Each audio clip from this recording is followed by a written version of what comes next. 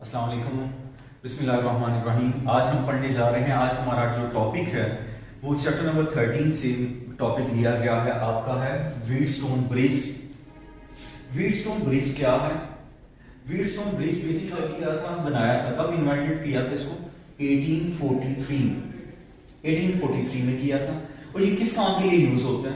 वैसे तो इसके यूजेस बहुत ज्यादा हैं, लेकिन इसका जो सिंपल जो सर्किट जो डिजाइन किया गया इलेक्ट्रिकल सर्किट, वो अननोन रेजिस्टेंस को फाइंड आउट करने के लिए,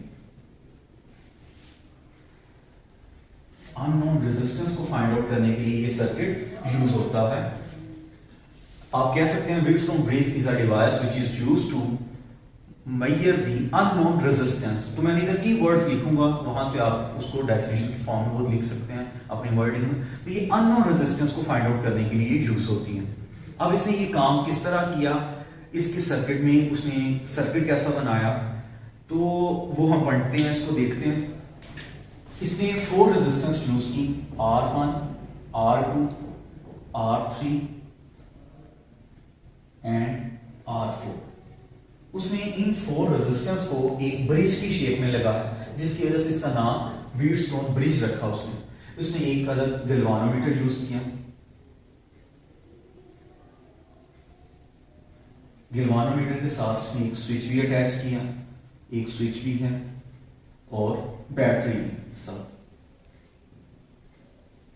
ये सब चीजें उसने लगाई। अब वो कैसे उसने सर्किट बनाया, मैं आपके सामने सर्किट बनाने लगा हूं। तो सर्किट कैसे बनाना है आपने? सबसे पहले डायग्राम अच्छी बने तो उसके लिए आपने इसको 4 डॉट्स लगाने, आप इधर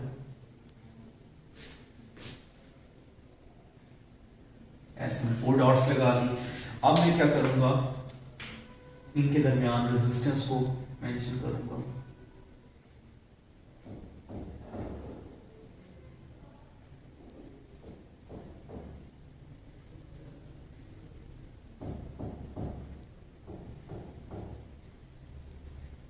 ये डायग्राम कैसे बनानी है वो आपके साथ में बन रही है, वो देखिए।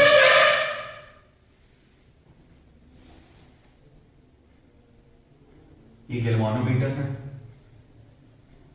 ये आपकी R1 resistance, R2, R3 and R4। आपने इधर से 2 टर्मिनल्स को ऐसे नीचे ड्रॉ करना है, ऐसे, और इधर आपका ये स्विच हो जाएगा और आगे आपकी ये बैटरी।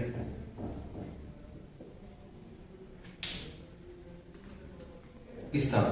अब ये देखें, ये आपका स्विच भी आ गया, बैटरी भी आ गई, गैल्वानोमीटर भी आ गया, 4 रेजिस्टेंस भी आ गई। इससे पहले आपने पढ़ना था किसी भी सर्किट को एनालाइज करना है तो आप उसके 5 स्टेप्स होते हैं।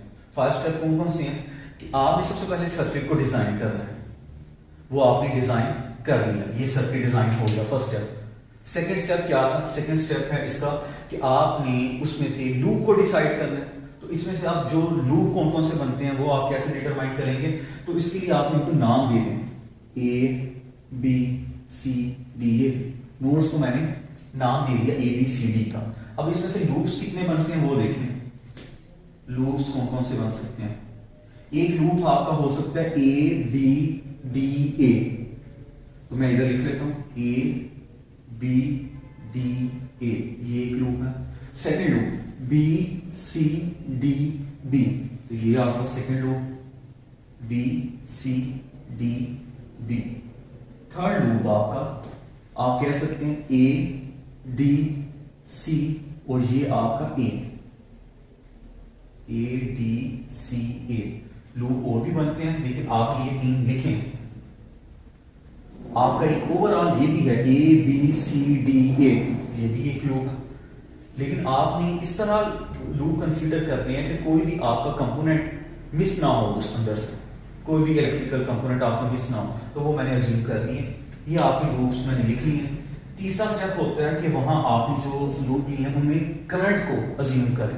वो अब आप क्लॉकवाइज लें या एंटी क्लॉकवाइज लें, ये आपकी मर्जी।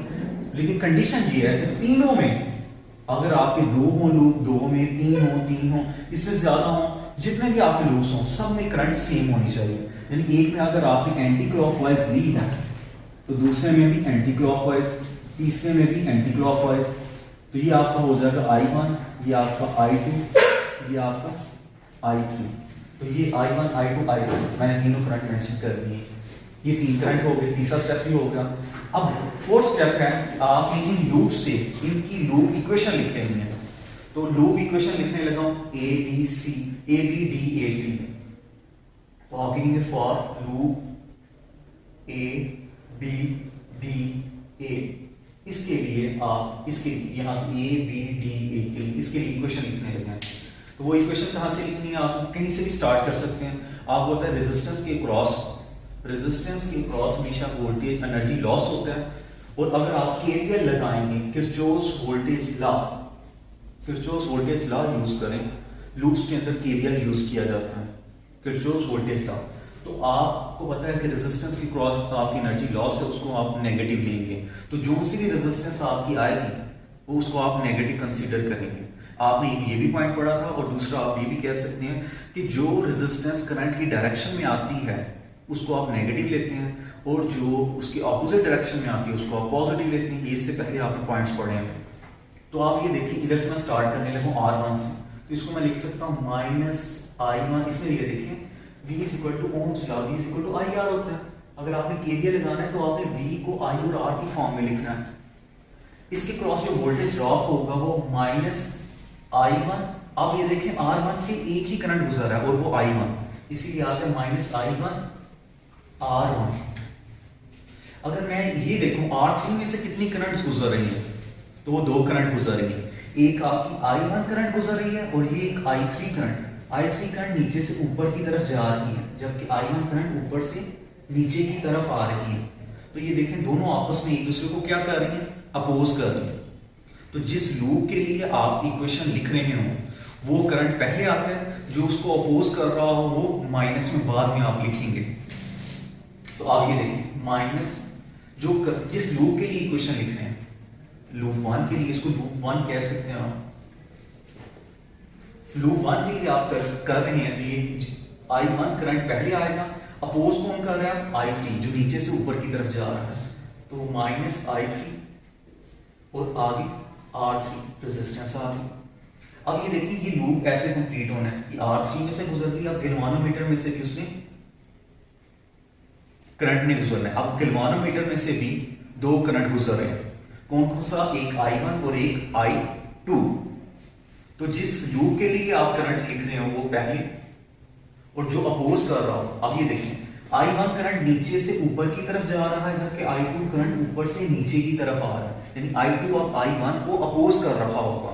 तो मैं कह सकता हूं I1 -I2, जो अपोज कर रहा हो माइनस के साथ आएगा, और गैल्वानोमीटर की रेजिस्टेंस को Rg कहा जाएगा, इक्वल टू 0। ये आपकी इक्वेशन आ गई। अब मैं दूसरी लूप के लिए इक्वेशन लिखने लगा हूं। अगर आपको ये लूप क्लियर हो गया तो आप आगे भी इजी, कोई प्रॉब्लम नहीं होगी। For loop B C D D, इसके लिए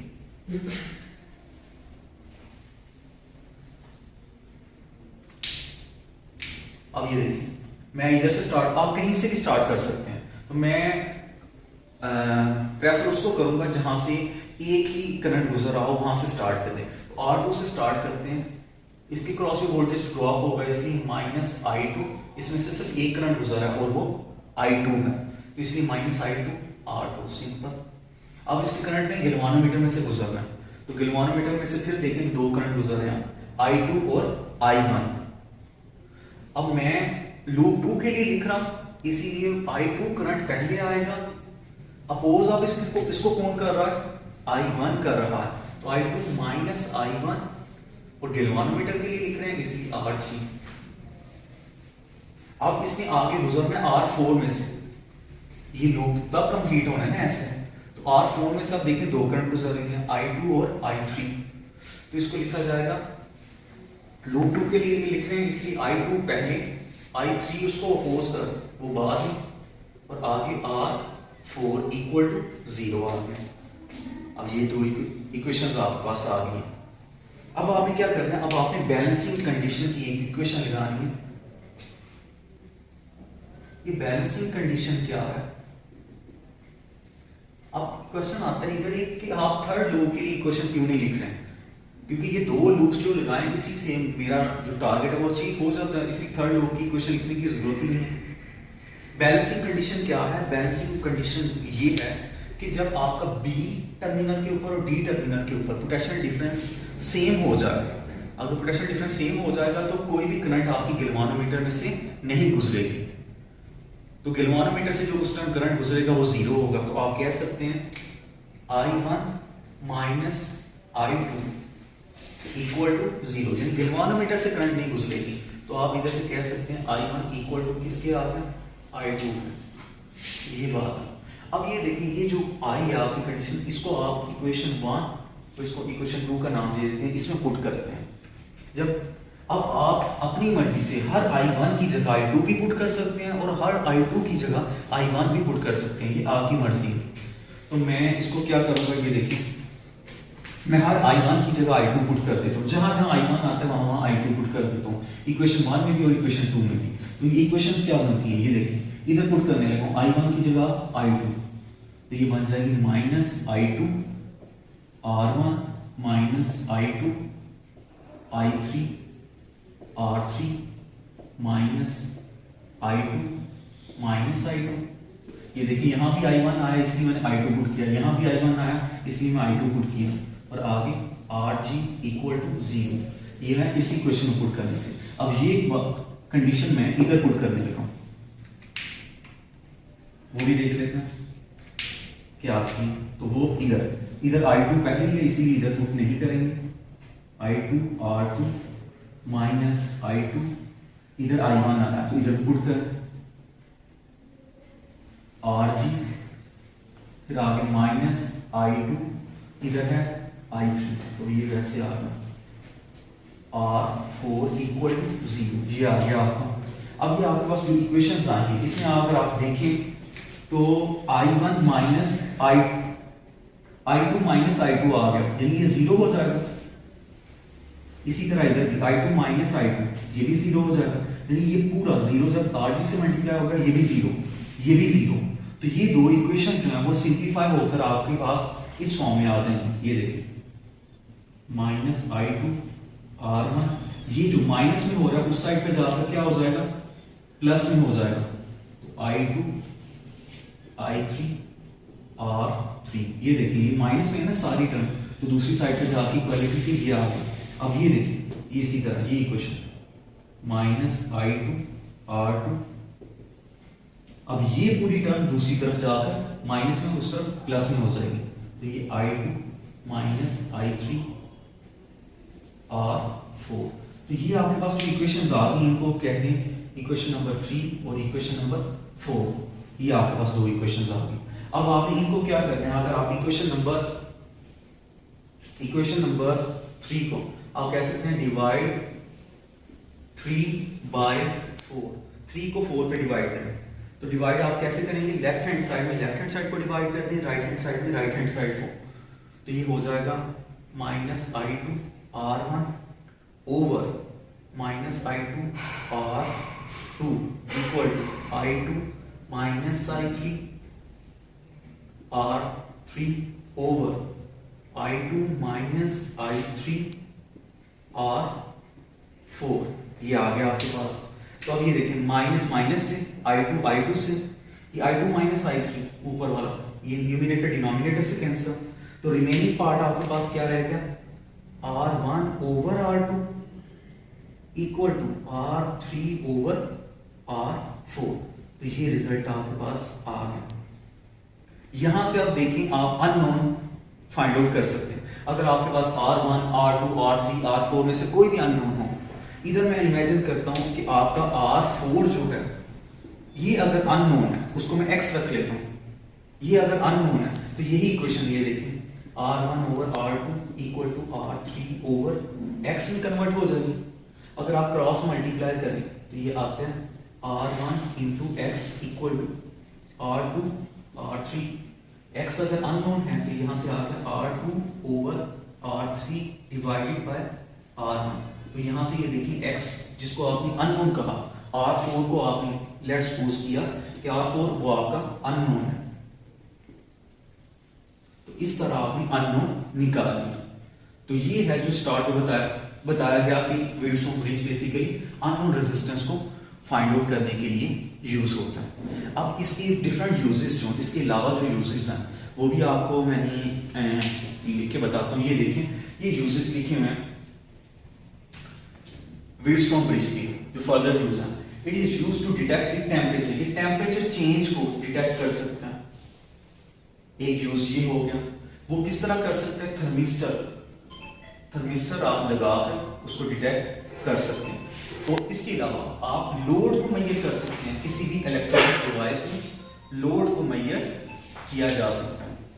इसके बाद जो प्रैक्टिकल यूज है, प्रैक्टिकली आप व्हीटस्टोन ब्रिज को कहाँ इस्तेमाल कर सकते हैं? तो स्लाइड वायर ब्रिज के अंदर इसको यूज किया जाता है। स्लाइड वायर ब्रिज, ये आपको एक प्रैक्टिकल यूज बताया गया। स्लाइड वायर ब्रिज के अंदर इसका प्रैक्टिकल यूज है।